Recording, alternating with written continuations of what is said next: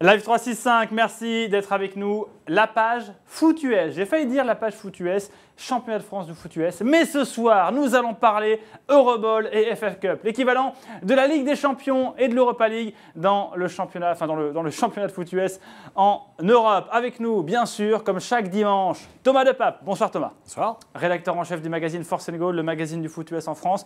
Il y avait 4 matchs ce week-end, 3 matchs européens et puis bien sûr une rencontre en France qui opposait le Flash de la Courneuve au Cougar d'Asnières. On va en reparler. Cougar de Saint-Ouen-l'Aumône, pardon. On va en reparler dans un instant. On va commencer par les championnats européens. On va commencer par l'Euroball, la compétition européenne, l'équivalent de la Ligue des Champions, avec le match retour du champion en titre, les Spartiates d'Amiens, qui se déplaçaient, là il faut jouer à ma fiche parce que c'est quasiment impossible à prononcer, à Schwäbisch, c'est en Allemagne. Ils avaient perdu le match aller, ils ont perdu le match retour à Amiens. Oui, voilà, ils avaient perdu à l'aller 13-55. On savait que le match serait difficile, un retour. On n'attendait pas forcément que Amiens puisse inverser la tendance. C'était quasiment acquis. Ils ont perdu assez largement encore en Allemagne. On va dire que pour Amiens, ce genre de match, c'est des matchs qui leur permettent aussi de progresser en ce moment, de prendre un peu de temps de jeu avec leurs nouveaux imports. Après, les choses sérieuses commencent en Euroball. On va rentrer dans les quarts de finale. Dans les quarts de finale, on va se retrouver avec beaucoup de clubs allemands, beaucoup de clubs autrichiens comme à l'habitude. Le champion de Suisse, les Calanda Broncos, qui va essayer de tirer son épingle comme il l'a fait l'année dernière. Et puis derrière, un club d'Helsinki qui a priori pourrait aussi grappiller une place, puisqu'il y a 2 clubs d'Helsinki qui s'affrontent pour aller en quart. On va dire malheureusement, les Spartiates partent, ce n'est pas une surprise et malheureusement ça fait quand même quelques saisons qu'on attend que des Français puissent aller taper à la porte des championnats de Ligue des Champions. Ce qu'on retient quand même de l'Euroball, c'est que le champion en titre français s'arrête à ce stade de la compétition, ne va pas très loin. Est-ce qu'ils ambitionnaient quand même d'aller en quart de finale Alors, on va dire qu'Amiens, avec l'effectif qu'il avait cette année, ne se faisait pas d'illusions. On savait que ça allait être très difficile pour eux. L'année dernière, par contre, c'était un peu différent. Le Flash de la Courneuve espérait vraiment faire quelque chose et il est tombé face au London Blitz très vite. Et c'est vrai que l'année dernière, on pensait vraiment pouvoir avoir une équipe qui allait en quart de finale. Faire comme Amiens avait fait le quart de finale il y a 2 ans.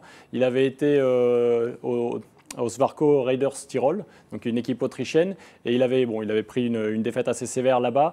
Mais c'est vrai que malheureusement, on court un petit peu derrière des performances qui nous permettraient d'aller en demi ou en finale, puisque la dernière finale, c'était face aux Raiders, justement, qui a été perdue par le Flash en 2009. Donc ça commence à faire quelques années, et on espère y revenir, mais on sent que ce n'est pas encore là, quoi. Après l'Euroball, la FF Cup, l'équivalent de l'Europa League, il y avait 2 équipes françaises engagées. On va commencer par les Dauphins de Nice. C'est la bonne surprise parce que les Dauphins de Nice se sont qualifiés pour les demi-finales. Voilà, alors là par contre, on va dire que les FF Cup nous sourit.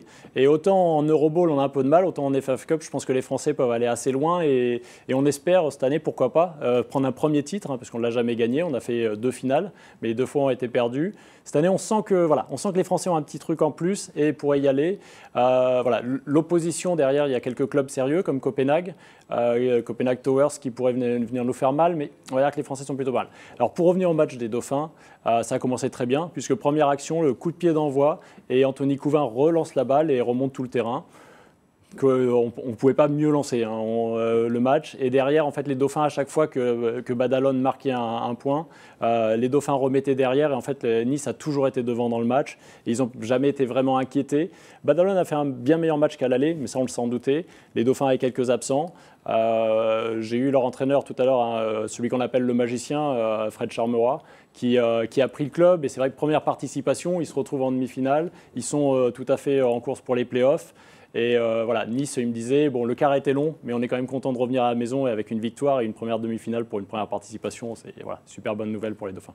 Alors les Dauphins qualifiés pour les demi-finales de la FF Cup en foot US, c'est l'équivalent de l'Europa League. Il y a un autre club français qui est bien parti, qui n'est pas encore qualifié pour les demi-finales parce qu'il reste un match à jouer. Mais a priori, ils ont pris une bonne option. C'est les Black Panthers de Thonon qui jouaient contre un autre club espagnol, d'ailleurs, l'Hospitalet. Tout à fait. Et alors, c'est vrai qu'on va dire pour les Black Panthers, c'est une option plus que sérieuse, puisqu'il faudrait qu'ils perdent le prochain match de 42 points contre un club hollandais, club d'Alphen. sachant que les pionniers de l'Hospitalet avaient battu Alphen. Donc a priori, vu qu'ils ont battu largement les pionniers, on s'attend à ce que la logique soit respectée en fait, et que le club hollandais finisse en fond de tableau, ce qui permettrait aux Black Panthers d'aller en demi-finale. Et là, ça serait vraiment une super nouvelle.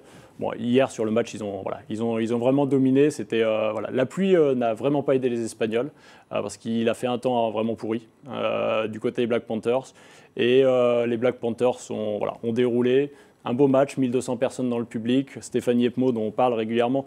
Et à mon avis, je suis prêt à mettre presque ma main maintenant que Stéphane Yepmo va être le meilleur joueur de l'année en championnat parce que c'est une telle révélation.